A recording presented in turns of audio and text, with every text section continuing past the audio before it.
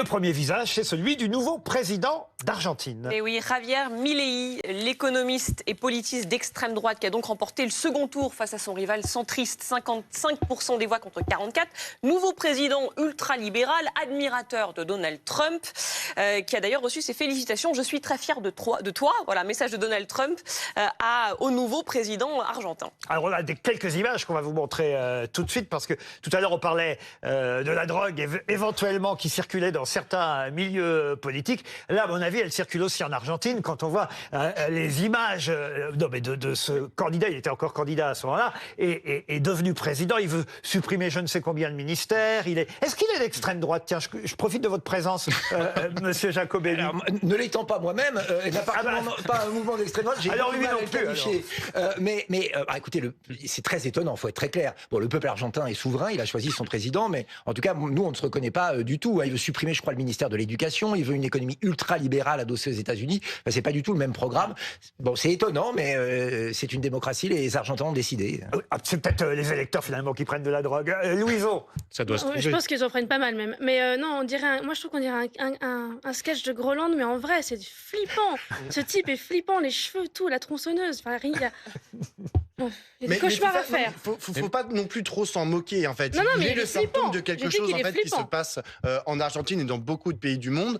C'est le populisme de droite. C'est quand, en gros, vous avez une partie de la droite qui rencontre le dégagisme. Hein. Son grand slogan, ça a été « Que se vayan todos », ça veut dire genre qu'ils s'en aillent tous, qu'ils dégagent tous, qui était un slogan, en plus, qui était à la base, qui avait été porté par des dynamiques de gauche hein, au début des années 2000 en Argentine, là, qui a été récupéré par ce type qui veut... mais en fait, c'est délirant. Il est pour le trafic d'organes. Il est pour que... Non, pas le trafic, mais bref.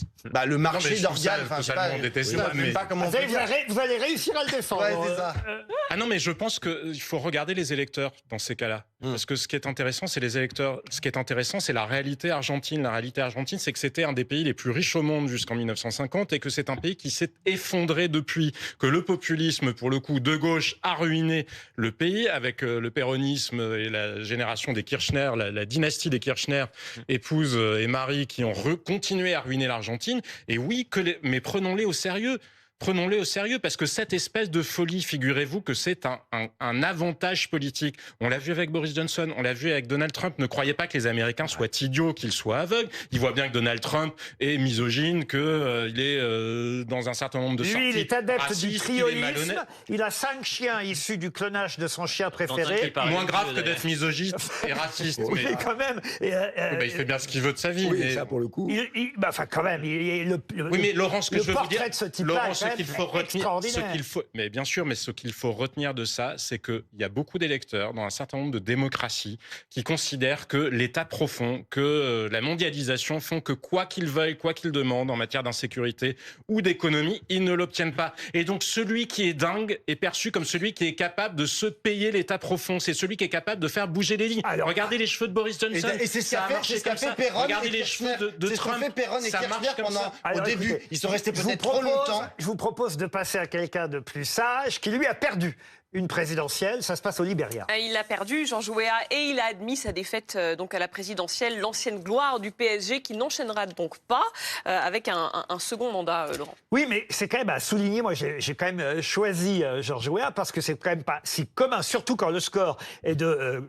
faut le dire, 49,36% des voix pour lui, et pour son adversaire, celui qui a donc gagné, 50,64% pour Joseph Boakai. Et malgré ce très peu d'écart entre les deux candidats, c'est quand même assez rare pour le souligner en Afrique, on sait comment les élections se passent pas partout, mais quand même généralement dans certains États, il a dit, et je le cite, Georges Weah, je trouve ça formidable, il a dit « Ce soir, mon parti a perdu l'élection, mais le Libéria a gagné, car c'est le temps de l'élégance dans la défaite. » Ça, c'est quand même très très rare pour que ce soit souligné. Oui, c'est très très rare, pas forcément en Afrique, hein, c'est très très Il rare. a pris le fair dans play le sur monde, les terrains de football, peut-être. Non, mais rappelez-vous ce qui s'est passé au Brésil ou aux États-Unis, où systématiquement, en fait, les défaites Donald Trump et Bolsonaro avaient eu énormément de mal à concéder leurs défaites. Là, le Libéria est une démocratie qui va bien. Moi, j'ai suivi récente, exactement, mais j'ai suivi la campagne. C'était d'assez haute tenue. Les débats allaient bon train. Ils avaient chacun des propositions très différentes à faire. Georges Weah Liberia, c'était un peu plus libéral que son opposant qui a finalement gagné. Là, il concède sa défaite. Louison, Tant mieux pour la un mot démocratie Ah bah tant qu'il n'y a libérienne. pas de tronçonneuse, moi je suis contente, hein, moi, tout va bien. Jean-Sébastien Ferjou, Non, mais je crois que vous avez tout dit. Et bien sûr qu'il faut saluer les le fair play politique. Bah, je sais pas si c'est du fair play ou tout simplement le respect du principe démocratique.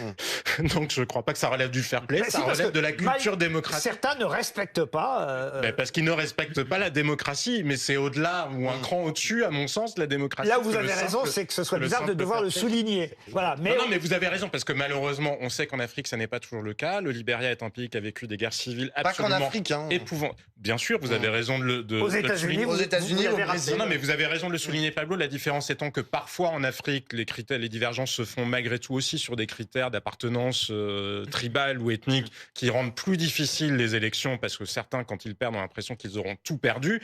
Mais tant mieux que le Libéria se soit sorti. Ils ont connu une guerre civile qui a été l'une des pires qui ait jamais été connue au monde. Georges Weah était un grand footballeur, il a été ballon d'or, il faut le rappeler. Justement, notre visage suivant, c'est celui d'un ex-footballeur devenu sélectionneur, un sélectionneur qu'on aime tous, Didier Deschamps. Mais oui, avec cette victoire record de son équipe face à Gibraltar, 14-0 en qualification pour l'Euro 2024. Alors ça, c'est bien, parce qu'effectivement, on était tous contents de ce score fleuve absolument incroyable, même si on a plus ri devant un clip que l'équipe de France a fait. Pourtant, la cause est bonne, c'est pour lutter contre le harcèlement, et Dieu sait qu'on a besoin d'exemples, et les Bleus, pour les jeunes, sont des exemples. Mais alors, je le dis à Didier Deschamps, il faut engager un metteur en scène, il faut engager un réalisateur, faut engager un auteur, faut les faire travailler, les gars, parce que ce clip, mais ce clip...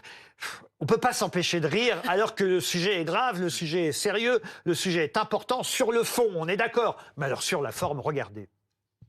Normalement, quand tu vas à l'école, tu y vas avec plaisir. Bah oui, tu retrouves tes potes. Et tes amis?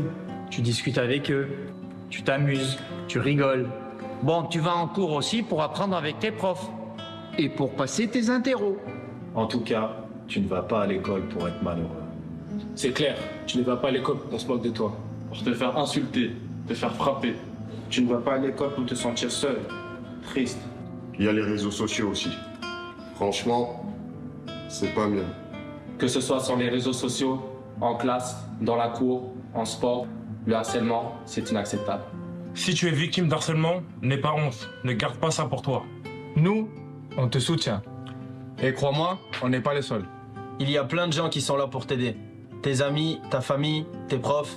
Il y a même un numéro que tu peux appeler, c'est le 3018. En parler, ça ne va pas aggraver le problème. Évidemment, ils sont tous à peu près sur le même ton. On va pas se moquer d'eux, puisque c'est un clip pour nous dire qu'il faut pas se moquer. Alors évidemment, on va pas se moquer. Oui, non, mais quand même, Vous voyez que ça marche, Laurent. Mais oui, mais c'est très bien. C'est vrai que c'est un peu figé. C'est pas forcément un metteur en scène ou un réal que genre un coach, à mon avis, de voix parole, et de Non, présence. Mais en fait, le c'est message réalisé est là. trop vite fait, c'est ça le Oui, problème. mais du coup, on regarde. Moi, j'écoute le message. Je me suis concentré sur ce qu'il racontait et ce qu'il raconte, bah, c'est ça qu'il faut dire. Mais parfois, même en rhétorique, vous savez que les ruptures de ton ou ce qui est surprenant capte plus l'attention qu'un truc très policier parce qu'on est tellement habitué à tout ce qui est marketé comme message que peut-être que finalement, regardez, La preuve, on l'a rediffusé ce soir. Laurent Jacobelli. Mais oui, effectivement, parfois la forme prend le pas sur le fond quand c'est trop bien réalisé, quand la musique est trop bonne, etc. Là, pour le coup, il n'y a pas de risque. Et on les écoute Il y a en une petite direct. guitare, C'est c'est des pas vrai. stars pour les jeunes. Ils parlent. Il y a un côté sincère, il y a un côté brut comme Ça, c'est ça, vrai. Oui, c'est et naturel, simple. qui, à mon avis, est peut-être finalement efficace. Bon, bah alors finalement, voilà, vous voyez, ça a marché. D'ailleurs, Mais on c'est sait... quand même drôle.